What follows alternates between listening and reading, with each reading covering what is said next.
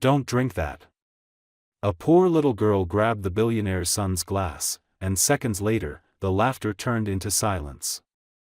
The school cafeteria was louder than usual that afternoon, filled with the restless energy of students eager to escape their classes.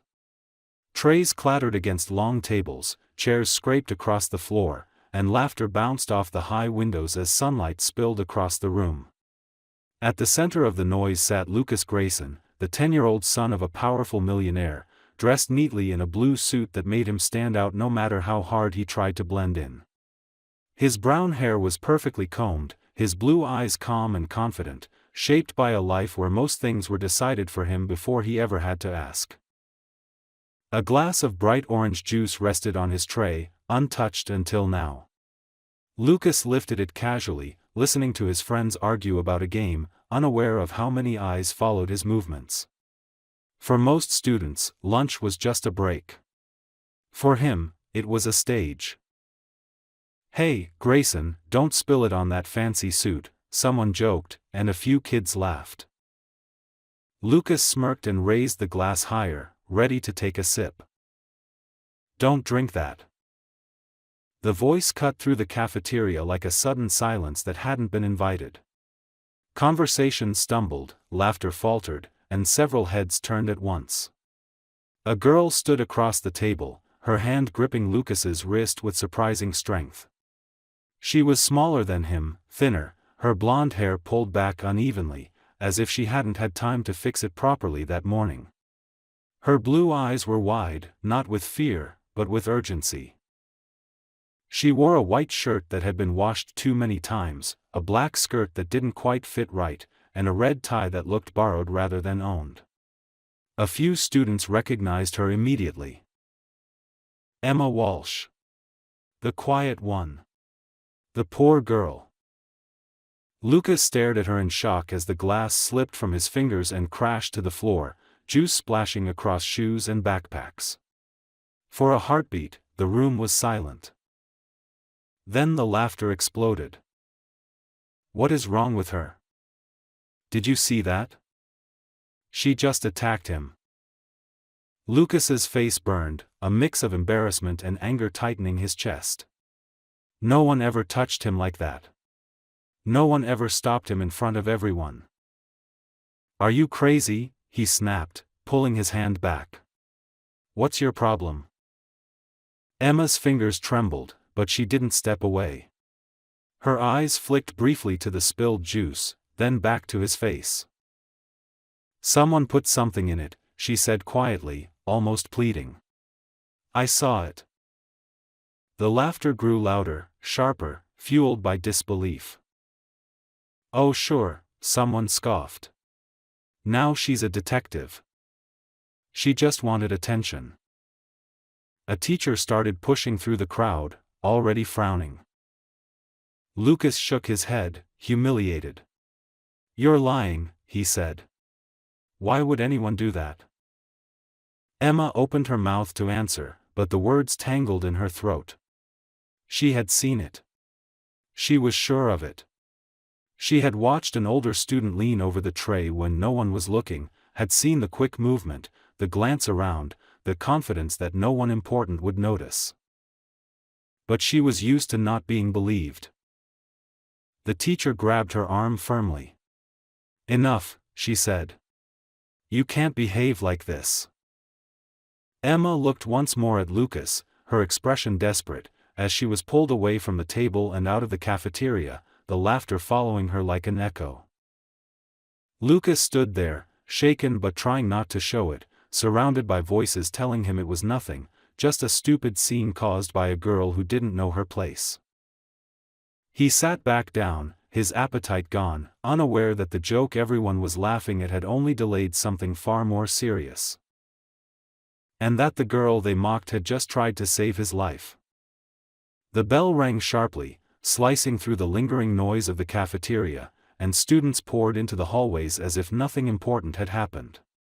The laughter followed Emma for a while, then slowly faded behind closing classroom doors.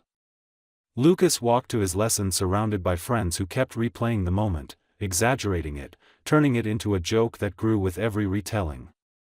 He forced a smile, nodded at the right moments, but something inside him felt unsettled, like a stone dropped into still water. When he sat down at his desk, the classroom felt too warm. The teacher began explaining a math problem, her voice steady and distant, but Lucas barely heard her. His eyes drifted to the empty chair near the window, the one Emma usually occupied. It was still empty. For a brief second, an uncomfortable thought crossed his mind: she hadn't looked like she wanted attention. She had looked scared. He pushed the thought away. It was easier to believe what everyone else believed. 10 minutes passed. Then another 5. A strange bitterness crept up his throat, sharp and sudden. Lucas shifted in his seat, pressing a hand lightly against his stomach. He told himself it was nothing, maybe hunger, maybe nerves. He had skipped breakfast. That was all. The bitterness grew into nausea. His vision blurred slightly, the numbers on the board stretching and shrinking in a way that made no sense. Sweat formed at his temples despite the cool air circulating through the room. Lucas swallowed hard, trying to focus, trying to breathe normally, but his heart began to race without permission. "Lucas," the teacher called. "Are you all right?" He opened his mouth to answer, but a wave of pain slammed into his abdomen so violently that the room tilted. His chair scraped loudly as he tried to stand, but his legs failed him. The world narrowed to noise and light and the sharp taste of metal in his mouth. He collapsed. Someone screamed. Chairs overturned. The classroom erupted into chaos as students jumped back, some frozen in shock, others shouting for help.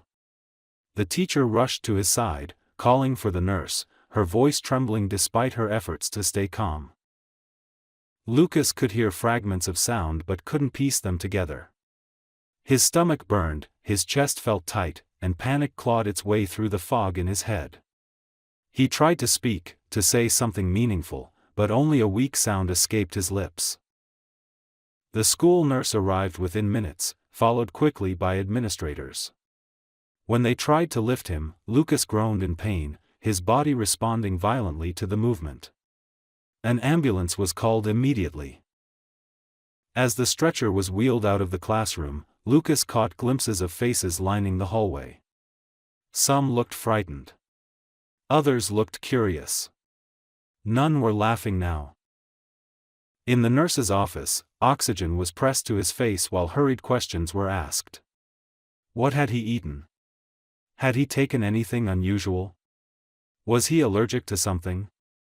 Lucas shook his head weakly, tears stinging his eyes, not from fear alone but from the growing realization that something was very wrong.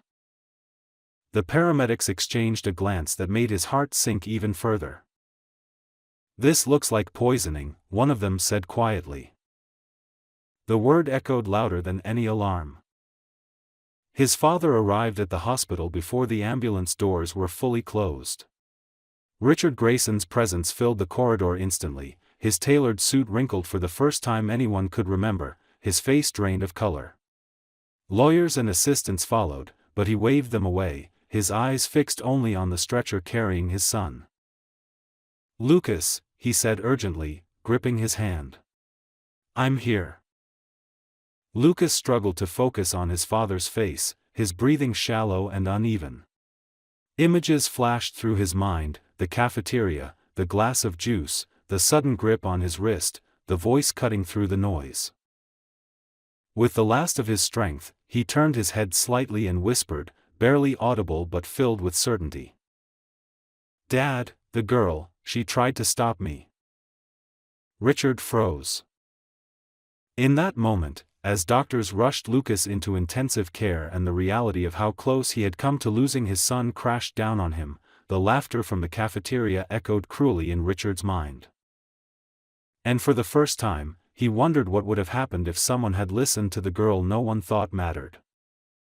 The hospital corridor smelled of antiseptic and quiet panic, the kind that lingered long after the emergency had passed. Richard Grayson stood behind the glass wall of the intensive care unit, his hands clenched into fists he hadn't realized were shaking. Machines beeped steadily on the other side, their rhythm now the most important sound in his world. Lucas lay pale against white sheets, tubes, and wires surrounding a body that had seemed untouchable only hours ago. Doctors moved in and out, speaking in low, controlled voices. Severe poisoning. Early intervention. Critical but stable. Each phrase landed heavily, stripped of comfort by the word that mattered most, poison.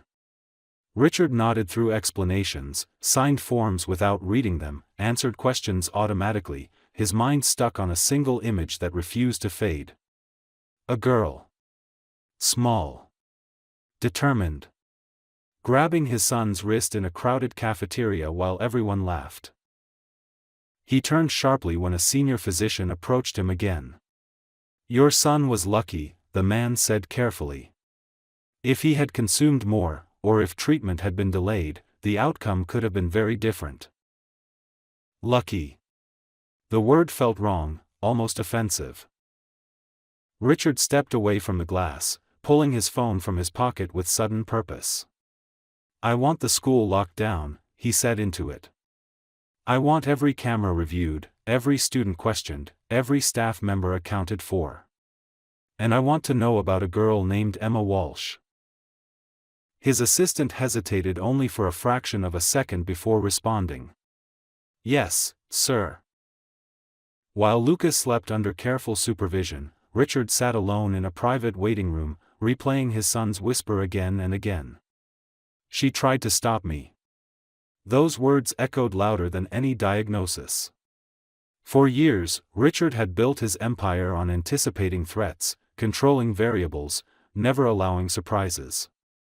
And yet the warning that mattered most had come from a 9-year-old girl in a worn uniform, and he had nearly ignored it entirely. By the next morning, the picture began to take shape. Security footage showed a brief moment in the cafeteria, barely noticeable unless one knew where to look. A taller student passing by Lucas's table. A quick movement of the hand. A glance around. Then nothing. No drama. No witnesses who thought it important enough to remember.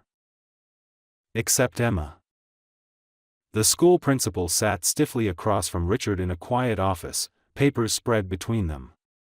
"She has no history of attention-seeking behavior," the principal admitted reluctantly. "She's quiet. Keeps to herself. Good student. Her mother works in the cafeteria." That detail caught Richard's attention. "Her mother," he repeated. "Bring her in." Emma's mother arrived an hour later, her posture tense, her hands red and rough from years of work. She looked overwhelmed by the office, by Richard's presence, by the gravity of the situation pressing in from every direction. "I didn't want trouble," she said immediately, her voice trembling. "I told Emma to stay quiet. We can't afford problems." Richard listened without interrupting, something he rarely did. "Your daughter may have saved my son's life," he said calmly. The woman froze, disbelief crossing her face. "She said something was wrong," she whispered. "She said she saw it happen." "And no one listened," Richard replied, the words heavy with accusation, though not directed at her. Meanwhile, Emma sat alone in a small counseling room, knees pulled to her chest, staring at the floor. She had been questioned gently, then more firmly, then gently again. Each time, she told the same story. She had seen the powder. She had known Lucas would drink it. She hadn't thought about consequences, only about stopping him. When Richard finally entered the room, she looked up instinctively, fear flickering across her face. She recognized him immediately. "You're in trouble," she said quietly. "No," Richard replied, closing the door behind him. "You're not." She studied his face, searching for anger, for blame, for the familiar signs she had learned to expect from adults. She found none, only exhaustion and something dangerously close to regret. "My son told me what you did," Richard said, sitting across from her. "He told me you tried to save him." Emma swallowed hard. "Everyone laughed," she said. "I thought, maybe I was wrong." Richard shook his head slowly. "You weren't." The silence that followed was thick and fragile. For the first time since the incident, Emma's shoulders relaxed just slightly, as if she had been carrying a weight she hadn't known how to set down. Outside the room, doctors confirmed that Lucas was improving. The poison had been identified. An arrest would follow soon. But inside that small counseling room, something else was happening, something quieter and far more significant. A man who had built his life on power was finally listening to a voice the world had taught to ignore. The school shifted into a state of uneasy silence as the investigation intensified. Hallways that were once loud with gossip now felt cautious, every student suddenly aware that something serious had taken place. Teachers spoke in hushed tones, administrators held closed-door meetings, and security personnel appeared at entrances where none had stood before. For Emma, the change felt overwhelming, like the walls themselves were watching her. She sat in the small counseling room long after Richard had left, her fingers twisting the edge of her skirt as she waited for someone to tell her what would happen next. She wasn't afraid of punishment as much as she was afraid of being sent away, of being labeled a problem her family couldn't afford. Her mother's job, their small apartment, their fragile routine, all of it felt like it could disappear with one wrong decision made by someone else. When her mother finally arrived, Emma stood up so quickly her chair scraped loudly against the floor. They embraced tightly, neither speaking at first, clinging to each other as if the room might vanish if they let go. Her mother's eyes were red, her face lined with worry and exhaustion. "I told you to stay quiet," her mother whispered, not in anger, but in fear. "I was scared." Emma nodded. "I know," she said softly. "I was scared too." Across town, Richard sat beside Lucas's hospital bed, watching his son sleep under the steady glow of medical monitors. The boy's face had regained some color, though shadows still lingered beneath his eyes.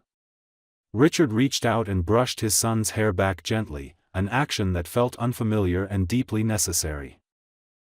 "You're going to be okay," he murmured, though he wasn't sure whether he was reassuring Lucas or himself. Later that evening, when Lucas woke briefly, his first question wasn't about school or the pain or the machines around him. "Did you find her?" he asked weakly. "Yes," Richard replied immediately. "And she told the truth." Lucas exhaled slowly, relief softening his features. "I knew it," he whispered. That moment sealed something in Richard's mind. This wasn't just about justice or responsibility anymore. It was about repair. The following day, the school released an official statement acknowledging the poisoning attempt and confirming that a suspect had been identified. The name wasn't made public yet, but rumors spread quickly among students. For the first time, the laughter that had followed Emma through the cafeteria transformed into something else. Shame. Uncertainty. Fear. Emma returned to school under supervision, her presence suddenly charged with attention she didn't want. Some students avoided her. Others stared openly. A few whispered apologies they didn't know how to say properly. At lunch, she sat alone at a corner table, her tray untouched. The memory of the shattered glass and the laughter still echoed too loudly for her to feel hungry. A shadow fell across the table. She looked up to see Richard standing there, out of place among plastic trays and backpacks. Conversations around them slowly died. "May I sit?" he asked. Emma hesitated, then nodded. "I owe you an apology," Richard said quietly. "For not being there when you spoke up. For the way the world reacted instead of listening." Emma stared at her hands. I didn't do it for anyone else, she said. I just didn't want him to get hurt. And because of that, Richard replied, he's alive. The weight of his words settled between them. Emma blinked rapidly, fighting tears she refused to let fall in front of everyone. Things are going to change, Richard continued. For you and your mother. I promise. She looked up then, searching his face for empty assurances. Instead, she saw determination. Across the room, students watched in stunned silence as the man they had only known from headlines sat at a cafeteria table, speaking softly to the girl they had mocked. And for the first time since the glass shattered, Emma felt something she hadn't expected to feel at all. Seen. The days that followed felt heavier than anything Emma had experienced before, not because of fear, but because of attention. Teachers watched her more closely, classmates whispered less cruelly but more often, and every interaction carried a weight she had never asked for. Being seen, she discovered, could be almost as exhausting as being ignored. The investigation moved quickly now. The student responsible for poisoning the drink was taken out of class by authorities in the middle of the day, his face pale, his confidence gone. Word spread fast, and with it came a wave of guilt that settled over the school like fog. Some students avoided Emma's gaze, unable to reconcile their laughter with the reality of what had almost happened. Others tried awkwardly to be kind, offering smiles that felt forced and apologies that came too late. Emma stayed quiet through it all, clinging to routine like an anchor. She went to class, took notes, ate when she could, and waited each afternoon for her mother at the school gate. Her mother looked more tired than usual, the strain of fear and relief etched into her face, but there was something else there too. A cautious hope. One evening, a black car pulled up outside their small apartment building. Emma's mother froze when she saw it, instinctively pulling Emma closer. They had learned to be wary of anything that didn't belong. Richard Grayson stepped out alone. He didn't wear a suit this time. His clothes were simple, his posture less imposing, but his presence still filled the narrow hallway when they let him inside. The apartment was modest, clean but cramped, filled with signs of careful living. A small table, two mismatched chairs, textbooks stacked neatly in a corner. I won't stay long, Richard said gently. I just wanted to speak to you properly. Emma stood by the doorway, her back straight, her hands folded tightly. Her mother offered him tea, which he declined, choosing instead to sit at the small table where Emma did her homework each night. I've reviewed everything, Richard continued. The footage, the reports, the statements. What happened to my son was a crime. What happened to you afterward was an injustice. Emma's mother's eyes filled with tears.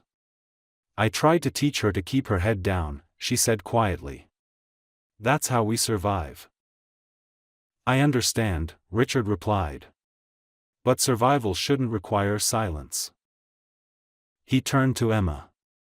You acted with courage. Not because you were told to, but because you knew it was right. Emma swallowed. I was scared, she admitted. Being scared and doing the right thing anyway, Richard said softly, is what courage actually is. He then explained what he intended to do. Legal support. Protection for her mother's job. A scholarship offer that would cover Emma's education, not as charity, but as recognition. Each word felt unreal, like something pulled from a story that wasn't meant to include her. Emma listened without interrupting, her expression serious. When he finished, she spoke quietly. I don't want people to think I did it for money. Richard met her gaze steadily. Then we won't let them. After he left, the apartment felt strangely quiet.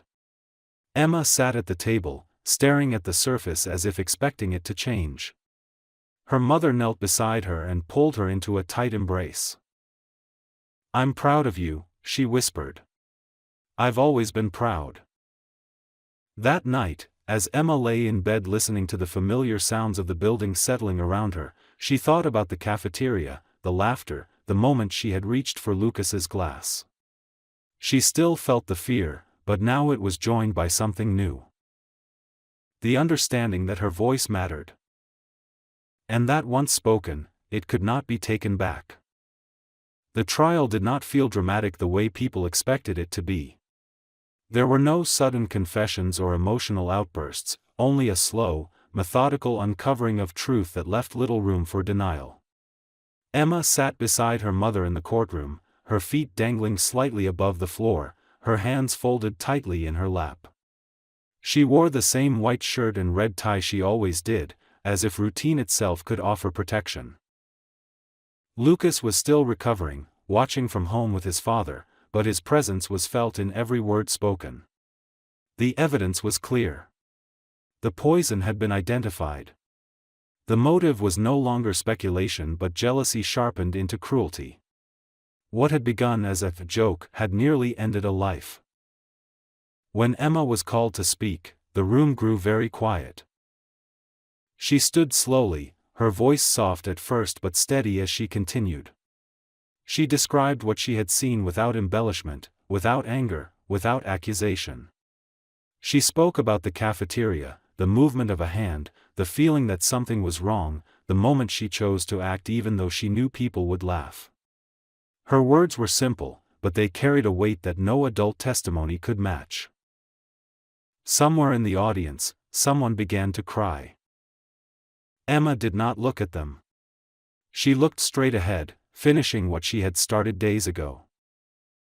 By the time she returned to her seat, her hands were shaking, but her back remained straight. Her mother reached for her, squeezing her fingers silently, grounding her in the moment. Outside the courtroom, reporters waited, hungry for a story they could simplify into headlines. Richard Grayson stepped forward before anyone could reach Emma. "There will be no interviews," he said calmly but firmly. "Not today. Not ever." He turned to Emma and lowered himself to her level. "You did enough," he said quietly. For the first time since everything began, Emma allowed herself to nod without second-guessing the meaning of the gesture. In the weeks that followed, life began to change in ways both subtle and profound. The school introduced new safety measures, not just physical ones but policies that encouraged students to speak up without fear of punishment or ridicule. Counseling sessions became available. Anonymous reporting systems were installed. Teachers were trained to listen more carefully. Emma noticed the difference almost immediately. A younger student approached her one afternoon, hesitating before finally speaking. "You're the girl who stopped him," the child said. "I didn't know kids could do that." Emma thought about the question for a moment. "I didn't either," she replied honestly. Lucas returned to school shortly after, thinner and quieter than before. He didn't make a speech or draw attention to himself.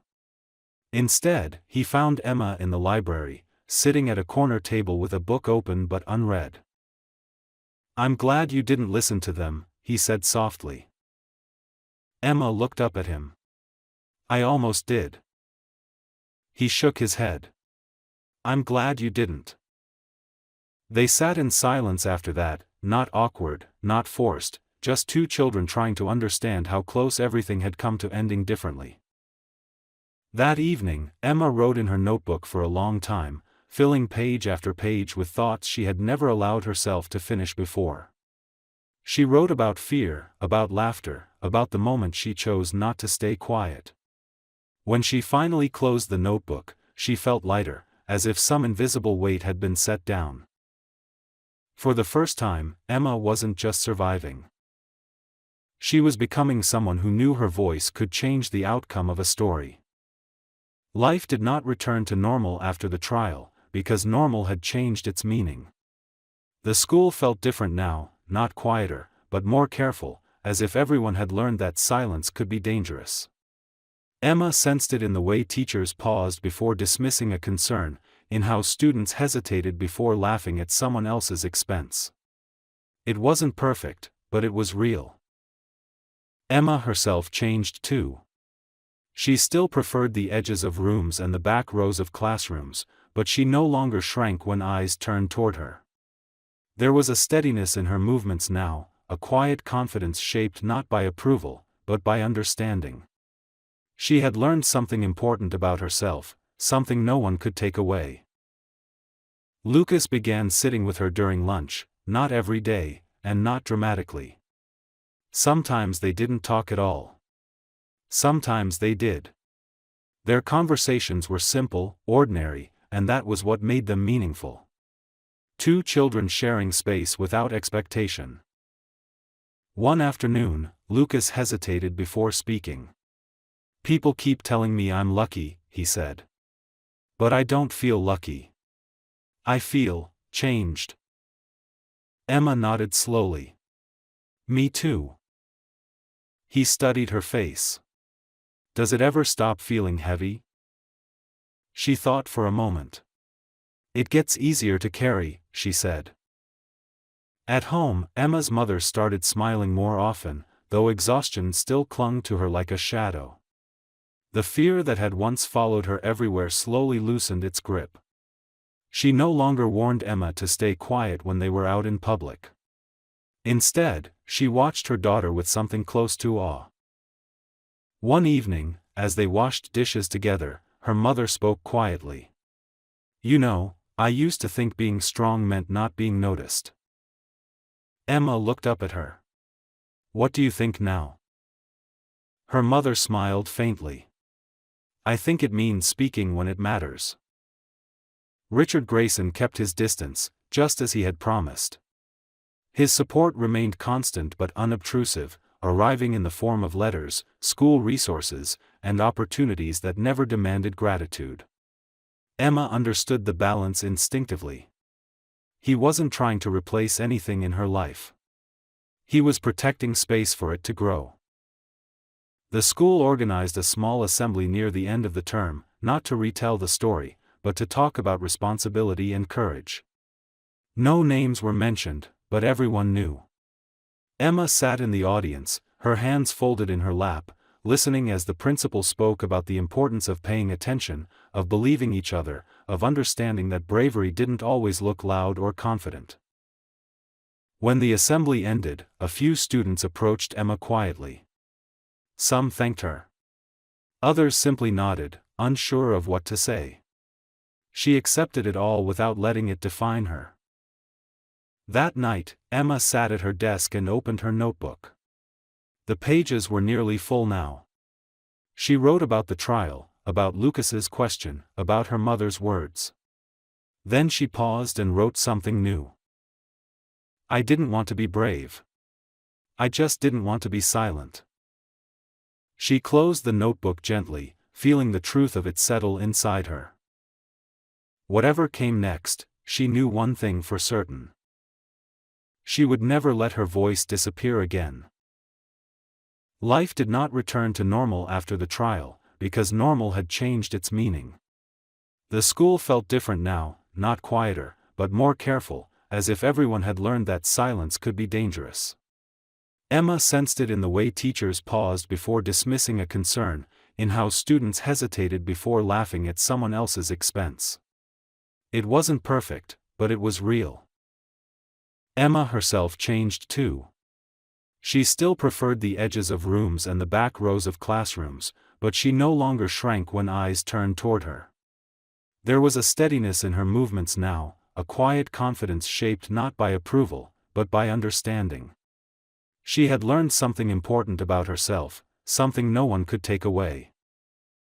Lucas began sitting with her during lunch, not every day, and not dramatically. Sometimes they didn't talk at all. Sometimes they did. Their conversations were simple, ordinary, and that was what made them meaningful. Two children sharing space without expectation. One afternoon, Lucas hesitated before speaking. "People keep telling me I'm lucky," he said. "But I don't feel lucky. I feel changed." Emma nodded slowly.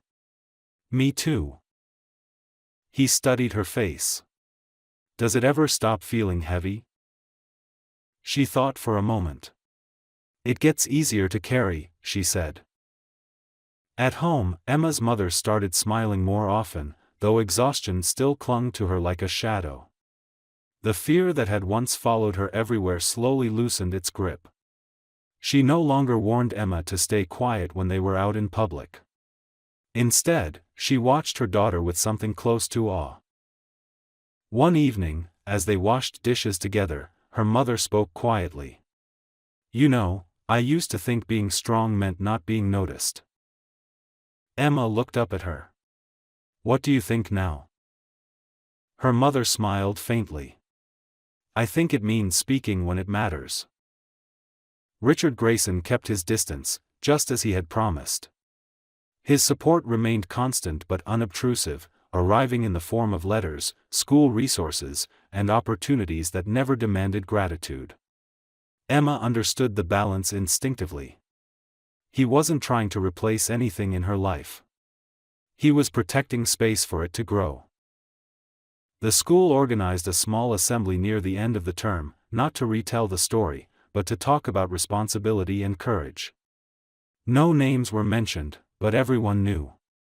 Emma sat in the audience, her hands folded in her lap, listening as the principal spoke about the importance of paying attention, of believing each other, of understanding that bravery didn't always look loud or confident. When the assembly ended, a few students approached Emma quietly. Some thanked her.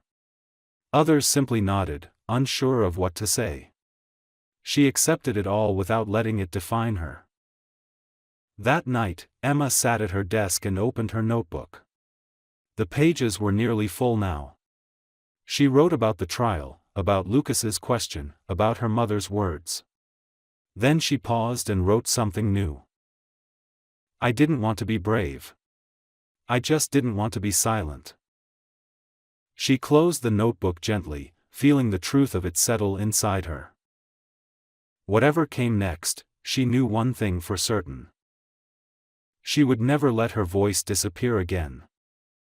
The end of the school year arrived quietly, without drama, as if life itself was choosing to move forward gently after everything that had happened.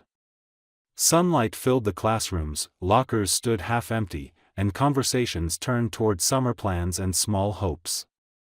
Emma walked through the hallways with her backpack slung over one shoulder, no longer feeling like the walls were closing in on her. She still noticed everything, but now those observations no longer felt like a burden she had to carry alone. Lucas recovered fully, though the experience left its mark in ways that went deeper than his health. He laughed less carelessly and listened more closely, especially when someone spoke softly or hesitated before saying what they meant. One afternoon, as they sat on the steps outside the school, he admitted something he hadn't said out loud before. "I used to think nothing bad could really happen to me," he said. "Like the world was padded." Emma looked at the trees across the street, their leaves moving slowly in the breeze. "I always thought the opposite," she replied. "That bad things were everywhere." He smiled faintly. "Maybe now we're somewhere in the middle." That balance followed them into the months that came next. Emma's scholarship was finalized quietly, without announcements or ceremonies, and her mother was offered stable work with hours that allowed her to come home before dark. Their apartment didn't change much, but the air inside it did. Laughter came more easily. Silence no longer felt like fear. One evening, Richard Grayson invited Emma and her mother to his home for dinner.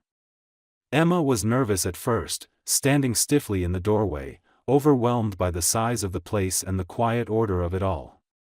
But Richard greeted them simply, without formality, and Lucas pulled Emma toward the table as if it were the most natural thing in the world.